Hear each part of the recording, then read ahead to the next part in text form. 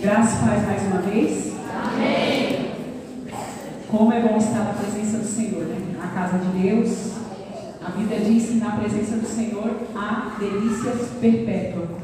Nós estamos neste momento na sua presença e sentimos a presença do Senhor aqui neste lugar.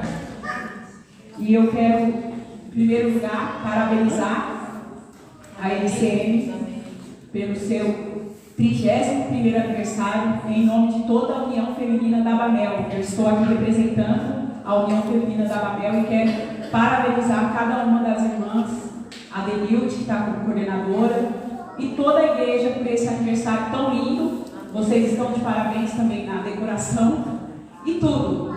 Parabéns, Deus abençoe vocês, continue firmes e fortes, sabendo que o vosso trabalho no Senhor não é vão. Continue sempre firmes, abundantes, constantes, que o Senhor tem uma recompensa e essa é certa. Amém? Amém. Irmãs e irmãos, o tema é bem sugestivo, bem amplo, e não tem muito segredo, né? Então eu fui estudar, meditar, e me veio o texto de Jonas capítulo 2, e vocês vão entender o porquê que eu escolhi Jonas capítulo 2, e porque tem tudo a ver com o tema, e eu já sabia que teria homens, né? Então não seria necessário falar de uma mulher, mas nós vamos falar de mulheres também, e eu gostaria que vocês abrissem Jonas capítulo 2. Encontraram todos? Podemos ver? Diz assim: orou Jonas ao Senhor, seu Deus, das entranhas do peixe. Disse ele: na minha angústia clamei ao Senhor, e ele me respondeu. Das profundezas da sepultura gritei, e tu ouviste a minha voz. Tu me lançaste do profundo no coração dos mares, e a corrente me cercou. Todas as tuas ondas e as tuas vagas passaram por cima de mim. Eu disse: banido estou de diante de teus olhos, todavia tornarei a olhar para o teu santo templo. As águas me cercaram até a alma, o abismo me rodeou, e as águas se enrolaram na minha cabeça. Eu desci até os fundamentos dos montes, os ferrolhos da terra correram-se sobre mim para sempre. Mas tu fizeste subir a minha vida da cova, ó Senhor, meu Deus. Quando desfaleci em mim a minha alma, eu me lembrei de ti, ó Senhor, e subiu a ti a minha oração no teu santo templo. Os que se apegam aos ídolos, vãos, afastam de si a misericórdia. Mas eu, com um cântico de ações de graças, oferecer-te-ei sacrifício. O que votei pagarei, do Senhor vem a salvação. E o Senhor falou ao peixe, e ele vomitou a Jonas na terra. Oremos. Ó Pai, em nome de Jesus, nós estamos aqui, Senhor, diante da Tua palavra, que é viva e eficaz, mais poderosa do que qualquer espada de dois gumes, é apta para discernir pensamentos e intenções do coração. Ela vai até as juntas e medulas, e sabe de tudo, e todas as coisas estão nuas e patentes diante de ti, com quem vamos prestar contas. Senhor, tu sabes o porquê, a razão dessa palavra para esse teu povo, para o meu coração, para a tua igreja, Senhor. Em nome de Jesus, nos ajude, Senhor, que todo impedimento caia por terra, que o teu nome venha a ser honrado, glorificado e exaltado nessa noite, e que cada coração seja terra fértil para ouvir o que tu tem para a tua igreja. Em nome de Jesus, abençoa o teu povo, abençoa esta palavra e abençoa a minha fala, em nome de Jesus. Para a glória do teu nome nós oramos. Amém. Amém. Também quero agradecer pelo convite a mim feito na pessoa da Denildes. Eu agradeço esse convite, a confiança da igreja de me convidar para estar ministrando a palavra. Amém? Irmãos, esse texto é conhecido demais. Principalmente para quem cresceu, nasceu na igreja, já pintou a baleia, já fez o mar, já fez de tudo nesses textos aqui, porque ele é conhecidíssimo. E o profeta Jonas, ele era profeta de família. O seu pai pai, Amitai, era um profeta, e tudo indica pela história que ele foi treinado juntamente com Eliseu, lá naquele lugar lá dos profetas de 1 Reis, capítulo 6. E ele era realmente, de fato, um profeta por ofício. E ele foi um bom profeta. Mas ele também era um fervente patriota. Ele lutava pela sua nação. Ele tinha suas questões pessoais. E quando Deus dá essa missão a Jonas, para ele ir à cidade de Nínive pregar, ele pensou consigo: como assim? Eu ir pregar para aquele povo que os ninivitas, a cidade de Nínive era a capital da Síria, um povo mais poderoso naquele momento e mais cruel, um povo perverso. Eles eram sanguinários e eles tinham prazer de perseguir, de assassinar e ainda fazer montões de cadáveres. Eles arrancavam os narizes, as orelhas. Eles eram realmente cruéis com as suas vítimas. E quando eles não destruíam, não tiravam a vida, eles levavam para ser seus cativos, prisioneiros. Então, quando Jonas viu que Deus falou assim: levanta-te e vai à grande cidade de Nínive, ele falou: não, aí não. Aí Deus foi longe demais. E no capítulo 4, ele até explica, no versículo 2, ele diz assim, no versículo 2 ele fala assim, que como ele sabia que Deus era clemente, misericordioso, um Deus bom, tardio em irar-se, ele sabia que Deus ia ter misericórdia daquele povo, e na mente dele, na sua concepção, ele falou: esse povo não merece a salvação. Esse povo aí não tem como. Então, o que ele fez? Ele pegou o projeto, o plano de vida dele e falou: não, eu vou seguir o meu propósito, eu vou seguir o meu plano de vida. Jamais, eu não vou até lá. Ele planejou tudo certinho, calculado, friamente, e partiu para Tarsis, uma direção totalmente oposta. Mas Deus, que é soberano sobre todas as coisas e que prepara tudo, circunstâncias, situações, pessoas, mas o seu propósito é cumprido. Ele prepara um peixe, prepara o mar, prepara um vento, e de repente tudo fica ao avesso, e aquele povo que era perito naquele trajeto, de repente se vê numa situação que eles falam: o que está acontecendo? E Jonas estava dormindo, bem tranquilo, porque o seu plano, o seu projeto de vida estava indo, tendo êxito a todo vapor. E ele estava lá de boa. E nós sabemos que tem todo aquele diálogo, aquela conversa, e Jonas fala: o culpado sou eu, pode me lançar. E quando eles lançam, o mar se acalma. Eles começam a temer e ver que o Deus daquele Jonas era realmente o Deus que criou os céus e a terra. E Deus prepara o peixe, aquele grande peixe, e engole Jonas. E esse texto que nós vemos é aonde ele se vê como se estivesse no inferno. A descrição desse texto, irmãos, é tremenda.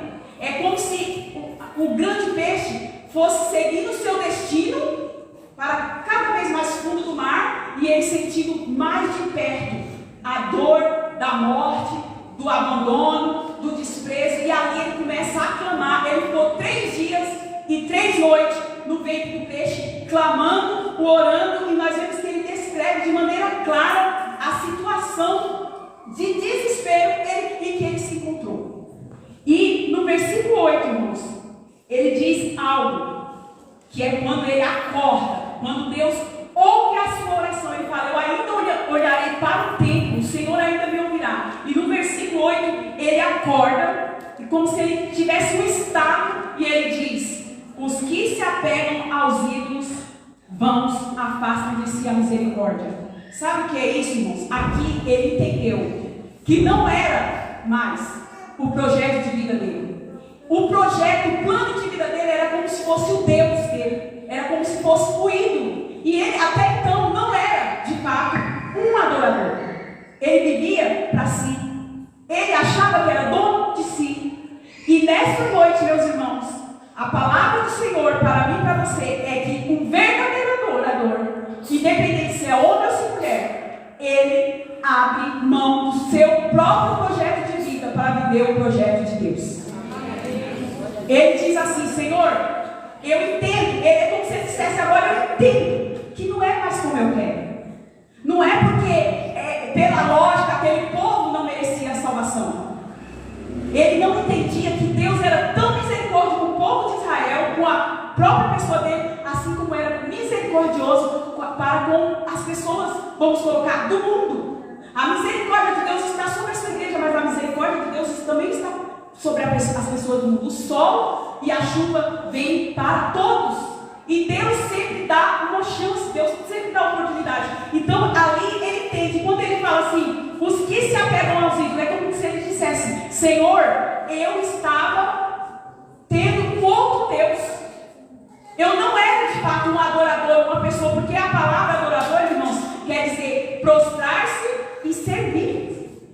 Então, eu e você, quando nós falamos mulheres adoradoras, homens adoradores, igreja que adora, nós temos que analisar se nós estamos prostrados diante de Deus, se não há nenhum ídolo em nosso coração, ainda que seja um projeto de vida, ainda que seja um marido, ainda que seja um casamento, ainda que seja uma história, seja lá o que for, analise e veja se não há um ídolo no seu coração, para você ter que ter uma experiência profunda com Deus, igual Jonas, que entendeu que ele não podia mais seguir o seu próprio projeto, seus próprios planos, e falar: Senhor, chega, é em vão seguir aquilo que eu quero.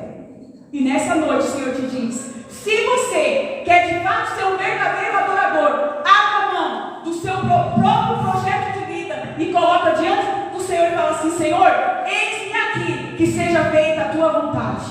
Então, o primeiro sinal, ou evidência, ou característica, ou marca de uma mulher adoradora, de um homem adorador, é abrir mão do seu próprio projeto de vida para viver o projeto de Deus. É quando você entende que não é dono de si mesmo, que nada lhe pertence, nem a sua própria vida, que o Senhor te pedir, você faz igual a Abraão: é o filho que tu mesmo me deu? É isso que tu queres, Senhor? Eu vou lá e eu vou levar. E quando Isaac estava para ser imolado, ele falou: mas cadê o cordeiro? Ele olhou e falou: Deus proverá. Então, o verdadeiro adorador é aquele que abre mão de si mesmo, sabe que não é dono de si, que não tem nada, que Deus é Deus e Senhor da vida dele, e ele diz: Senhor, seja como tu queres, e agora eu digo: eu não sei o que vai ser, eu não sei como vai ser, eu entrego tudo em tuas mãos, eu vou cumprir tua missão. E aí Jonas diz, no versículo 9, ele fala assim: mas eu, com cântico de ações de graça, oferecer-te-ei sacrifício, o que votei pagarei, do Senhor vem a salvação. Então, igreja, se você é de fato verdadeiro adorador, abra mão daquilo que Deus não tem para você, daquilo que você está enrolado, bloqueado, minado, suas forças, você está cansado. Sabe por quê? Porque não é isso que Deus tem para você. Ele tem uma missão, e é isso que importa. Como o apóstolo Paulo falou, que ele dizia: importa que eu cumpra o ministério. Eu não tenho minha vida em nada preciosa. Importa que eu cumpra o ministério que Deus confiou a mim. Paulo colocava o propósito de Deus, o seu ministério, acima da sua própria vida. Este é o verdadeiro adorador. O verdadeiro adorador, ele está prostrado. Deus é o Senhor da sua vida e Deus não tem e faz dele o que ele quer. Eu te pergunto, tem sido assim? O verdadeiro adorador serve. E não é com coisas grandes. Não precisa vir um chamado, uma coisa grandiosa, um mistério. Não. Nós vemos isso, irmãos, em 2 Reis, capítulo 5. Aquela menina no palácio lá de Naamã. Naamã era um homem honrado, que tinha grandes conquistas, ele era realmente respeitadíssimo. Porém, ele tinha uma lepra. E Deus tinha dado vitória à nação da Síria através do comando daquele homem. Mas, quando houve a guerra entre a Síria e Israel, eles levaram uma menina de apenas 12 anos para ser escrava na casa de Naamã. E ela, quando percebeu que aquele homem, Naamã, era um leproso, ele tinha tudo, mas tinha um porém, ela simplesmente abre a boca e serve a Deus de maneira bem simples e prática. Então o verdadeiro adorador serve ao Senhor de maneira simples, prática no dia a dia. Não fica esperando uma coisa grandiosa, esplendorosa acontecer, não. Depois que você tem um encontro com o Senhor e você entende que ser adorador é estar prostrado diante da majestade daquele que foi, é e sempre será. Daquele onde não há variação de sombra, não há mentira, não há engano, não há nada, ele sabe de tudo. Quando você está assim, você serve sem nem ser pedido. Ninguém precisa ficar correndo atrás de você. Você fala assim, eu estou aqui, ele está aqui. O que precisa ser feito? É na sua casa, é com a vizinha, é aqui dentro, é no seu trabalho, aonde você estiver, você entende que você está ali de forma estratégica, que Deus te colocou ali. E aquela menina entendeu isso. E ela olhou e falou para sua senhora, a esposa de Naamã: olha, se o Senhor for na minha terra de Israel, lá tem um profeta, e se ele ir lá, ele vai ser curado. Bastou isso, irmãos. E aquela menina, irmãos, tinha tudo para estar deprimida, tinha tudo para estar desanimada, cheia de vitimismo, falando: eu estou aqui longe da minha família, eu sou uma coitada, estou esquecida, sou estrangeira, cadê meu pai, cadê minha mãe? Não. Se você é de fato, se eu de fato sou adorador, eu entendo que Deus está governando a minha vida em todos os pontos, nos mínimos detalhes. E se ela estava ali, naquela ocasião, era para algo ser feito. E ela mudou a história daquele homem, porque nós vemos no segundo, em 2 Reis capítulo 5, que ele se converteu. Ele começou a adorar o Deus de Israel por causa daquela palavra. Então não há desculpas, não há razão para parar e ficar desanimado e olhando para a esquerda, olhando para a direita, porque eu não consigo. Se você, meu irmão e minha irmã, se você é de fato um adorador, você está prostrado diante do trono, só esperando Deus mandar você abrir a boca e falar. De maneira bem simples. Outro exemplo que nós vemos, irmãos. Ruth era uma mulher moabita, estrangeira. Olha como nosso Deus é tremendo. Ele pega o profeta Jonas e manda ele ir até povos pagãos, que não era povo escolhido, para salvar. Depois ele pega uma menina judia e leva até na casa de um homem que não fazia parte do povo de Deus, para poder curar, restaurar, mudar a história daquele homem. E agora nós vemos a história de Ruth, que também se tornou uma adoradora. Por causa da convivência dela com Noemi, ela conheceu a Deus. E é tremendo o verdadeiro adorador. O verdadeiro adorador, irmãos, ele foge do padrão. Ele não vive por conveniência. Ele vive por aquilo que Deus requer dele. Ele tem intimidade. E quando chega a hora que Noemi olha para as suas noras, Orfa e Ruth, que elas voltam, nós sabemos da história, que eles tiveram que ir para Moabe, porque na terra de Judá tinha fome, e a fome era tremenda. Eles foram para Moabe. Quando chegaram lá, morreu o marido de Ruth, os seus filhos se casaram com mulheres moabitas, mas eles também, com um dado tempo, também morreram, e ficaram só 3 mulheres. Naquela época, irmãos, 3 mulheres viúvas estavam realmente fadadas ao fracasso, sem esperança.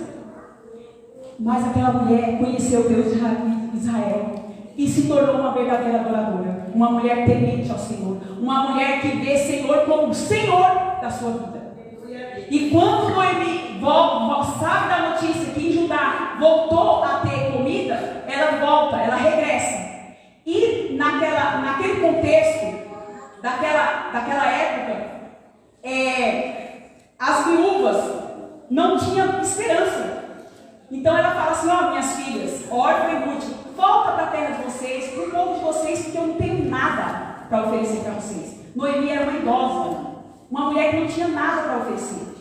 Mas Ruth se apega com a sua sogra e diz: aonde tu fores eu irei, o teu povo é o meu povo, aonde tu morreres eu morrerei, o teu Deus é o meu Deus. Ela faz uma profissão de fé e fala assim: não insista e não me obrigue para que eu te deixe, porque eu vou com você. Sabe, irmãos, o verdadeiro adorador vive a compaixão, vive relacionamentos sem interesse, vive relacionamentos pautados pela graça, olhando para o outro, se compadecendo e falando: eu posso fazer alguma coisa, eu vou ficar, eu não vou desistir. E foi isso que Ruth fez. E aí, quando elas chegam de volta na terra de Noemi, ela começa a trabalhar. Ela chegou bem na época da colheita.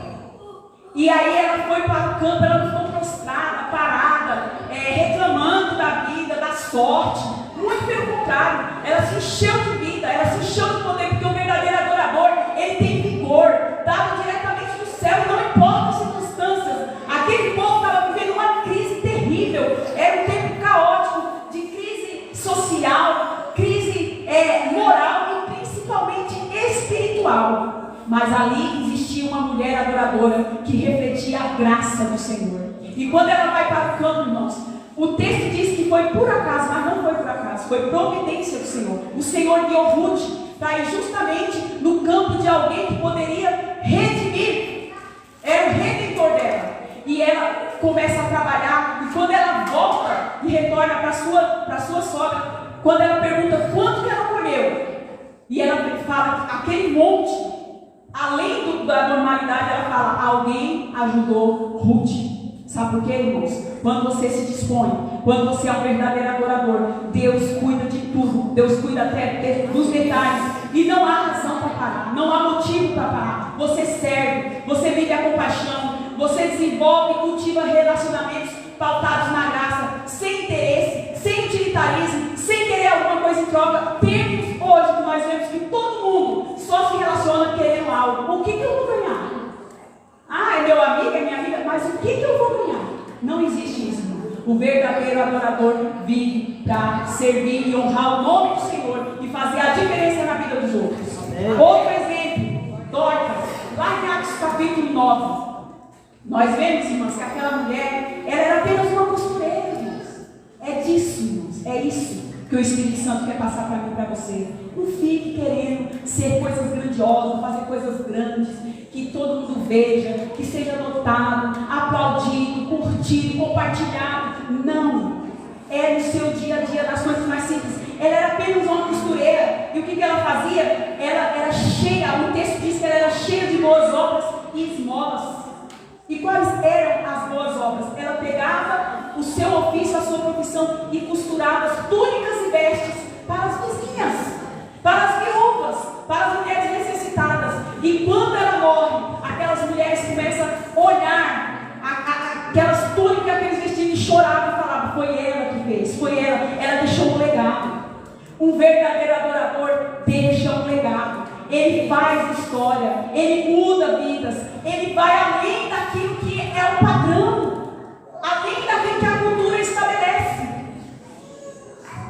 E ela, e Pedro estava passando por lá naquela época, e o pessoal chamou ele orou e ela foi ressuscitada. Mas aqui não é o ponto. O que eu quero que deixe bem claro para a igreja, que ela fez algo com o que ela tinha, com o talento que Deus deu. O que você tem feito, irmãos? O que eu tenho feito? Será que é uma desculpa atrás da outra? Será que nós verdadeiramente somos adoradores? Aqueles que estão prostrados diante do Senhor e falando: Senhor, eu nem sei, mas eu estou aqui, Senhor. O que tu queres de mim? O que eu tenho para te oferecer? Ofereça a si mesmo. Faça como Jonas: o que eu vou dar, eu vou pagar. Eu vou abrir a minha boca e oferecer sacrifícios de louvor. Viva para a glória de Deus. Abra sua boca, glorifique, cante, exalte. E nós vemos outro exemplo, irmãos.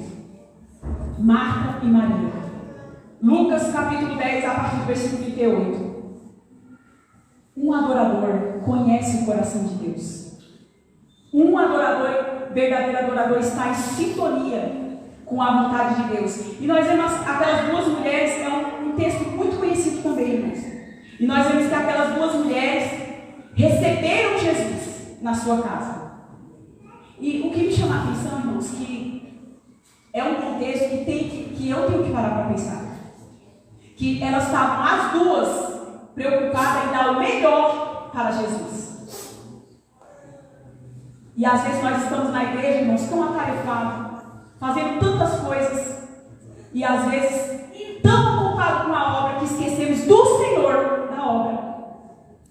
E nós vemos que isso aconteceu com Marta. E Marta, irmãos, era exatamente do jeito que a cultura e o contexto e a realidade exigia das mulheres naquela época. Quando chegavam convidadas, elas tinham que preparar tudo. E o texto fala que Marta corria de um lado para o outro, atarefada, fazendo de tudo para agradar quem? Jesus. E nós vemos que Maria, ela deixa tudo, e vai para os pés de Jesus, ouvir Jesus. Então, irmãos, o verdadeiro adorador conhece o coração de Deus e estabelece sua prioridade de maneira correta a partir de Deus. É nos pés de Jesus que você vai conseguir estabelecer as suas prioridades, sem erro, sem inverter os valores, sem inverter os princípios, sem abrir mão daquilo que não se pode abrir, que é a presença do Senhor. E Marta estava exatamente do jeito que tinha que ser. Mas nessa noite, para mim e você que somos adoradores, o Senhor diz, não é exatamente do jeito que o povo diz que tem que ser, é exatamente do jeito que eu quero.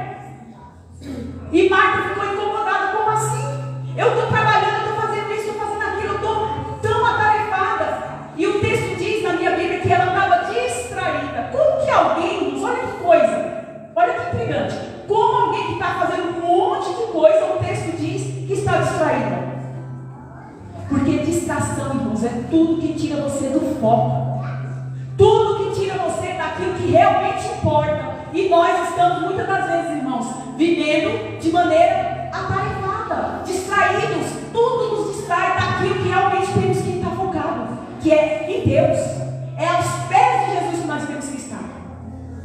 Esse é o comportamento de uma verdadeira mulher adoradora. Ela não abre mão de estar aos pés de Jesus. E nós vemos isso, irmão, que Maria, por ter essa sensibilidade de estar aos pés de Jesus, ela é aquela, irmãos, que unge Jesus. Quando Jesus está para ir para o Calvário, tantos discípulos ao redor de Jesus, tantas pessoas, mas só ela fugiu do contexto, do padrão, daquilo que é estabelecido por todo mundo. Só ela entendeu que era hora de ungir Jesus. E ela foi repreendida. Aqui, ela é repreendida por Marta. E Deus, Jesus protege, fala, Marta, Marta, você anda preocupada e atarefada com muitas coisas, mas só uma é necessária. O verdadeiro adorador não pode abrir mão de estar na presença do Senhor. Só uma é necessária. E no contexto também lá de João capítulo 12, quando ela derrama o seu vaso de alabastro e unge Jesus, os discípulos também criticaram, porque ela deu tudo de si, tudo. O verdadeiro adorador não se entrega sem reserva. Ele não deixa ídolos ser construído no seu coração, porque, como diz o grande reformador, que o nosso coração é uma eterna fábrica de construir ídolos, mas o verdadeiro adorador está o tempo todo aos pés de Jesus, ouvindo, para que o sangue de Jesus purifique de todo pecado e não construa nenhum ídolo, nenhum plano, nenhum projeto, como Jonas fez. Não, aí não. Nessa noite, o Senhor te convida a não fugir. A não fugir mais. Chega. Eu costumo brincar. Pode fugir, mas Deus te pega lá na esquina. E hoje Deus te pegou. Não adianta você fugir, porque o plano que Deus traçou para os verdadeiros adoradores se cumprirão, porque Deus é soberano. Deus preparou o mar, Deus preparou o vento, Deus preparou o grande peixe, Deus preparou no último versículo, e o Senhor falou ao peixe, e ele vomitou a Jonas na terra. E a pregação de Jonas, irmão, não foi aquelas coisas todas não. Está no versículo 4 de capítulo 3, ele apenas disse, Ainda 40 dias e Nínive será subvertida. Poucas palavras, mas ele fez a vontade do Senhor. E compete a Deus o resultado. A você compete fazer, ser fiel aos verdadeiros adoradores, ser fiel. E a Deus compete o resultado. E aquela nação inteira se arrependeu e Deus não destruiu naquele tempo. Então, meu querido, se nós somos verdadeiros adoradores, vamos fazer a vontade do Senhor. Estabeleça as prioridades na ordem correta, a partir de Deus. Esteja sós com Jesus. Eu não sei quanto tempo que você não tem essa intimidade nesse momento, mas se nós somos, irmãos, verdadeiros adoradores, não tem como ficar muito tempo longe do Senhor, longe da missão que Ele tem para mim e para você. Eu quero concluir dizendo a você, igreja, a mim, a vocês, verdadeiros adoradores, que o Pai procura verdadeiros adoradores que o adorem em espírito e em verdade. Não fuja e muito menos tente frustrar os planos de Deus vivendo os seus. Porque, irmãos, olha só, Jonas não queria apenas dizer não e fugir. Ele queria frustrar, porque ele não concordava que aquele povo poderia ser salvo. E quando nós fugimos e começamos a viver uma nova coisa, uma nova história, correndo atrás dos nossos próprios planos, nós estamos de alguma forma achando que podemos frustrar, mas não vai frustrar. A palavra de Deus diz que Deus é poderoso e os seus planos jamais se frustrarão. Jó encerra o capítulo 42 dizendo: eu sei que tu és o Deus que tudo pode, nem com os teus desígnios, nem com os teus planos, nem com os teus pensamentos podem ser frustrados, então não adianta. É um trabalho vão. Viva como um verdadeiro adorador. Faça como Maria, deixe tudo e vá para os pés de Jesus e viva para Ele. Porque dele, por Ele e para Ele são todas as coisas. E para ser de fato um verdadeiro adorador, você precisa ser salvo na pessoa bendita de Jesus. Há muitos que cantam, muitos que louvam, até os pássaros louvam, mas adorar a Deus é só os salvos. Aqueles que foram comprados no sangue do Cordeiro. Só os filhos de Deus realmente adoram ao Senhor em espírito e em verdade. E adorar a Deus é um estilo de vida, é viver para honrar ao Senhor. A vida é um hino de louvor ao Senhor. E nessa noite o Senhor te convida: volte, não fuja, não tente, porque o Senhor te pega na esquina. Seja verdadeiramente um adorador que adora o Senhor em espírito e em verdade. Amém? Feche seus olhos, vamos orar. Feche seus olhos.